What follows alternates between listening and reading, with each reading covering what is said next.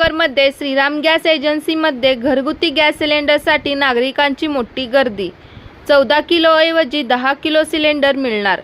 माधवनगरमध्ये Shriram gas एजन्सीमध्ये घरगुती gas सिलेंडरसाठी मोठी गर्दी दिसून येत आहे। लोकांचे म्हणणे असे आहे की गॅस वितरण करणारे तुमचे लोक गॅस सिलेंडर 3000 रुपयाने ब्लॅकने विकत आहेत। यामुळे गॅस नोंदणी करणाऱ्या ग्राहकांना सिलेंडरचा तुटवडा भासत आहे। अशा लोकांवर कारवाई कधी होणार? ग्राहकांना तासनतास सिलेंडरसाठी गॅस एजन्सीमध्ये उभे राहावे लागत आहे।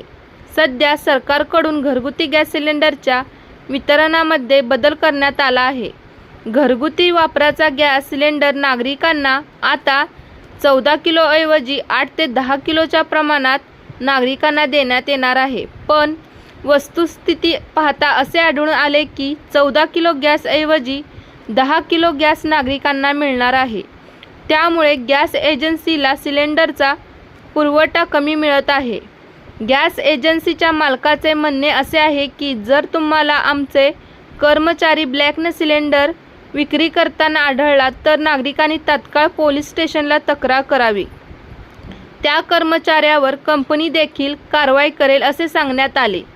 पूर्वी सिलेंडर 22 दिवसांनी बुकिंग केल्यानंतर मिळत होता, आता त्याची मर्यादा 30 दिवसाची झाली आहे। त्यामुळे लोकांमध्ये गोंधळ निर्माण होत आहे।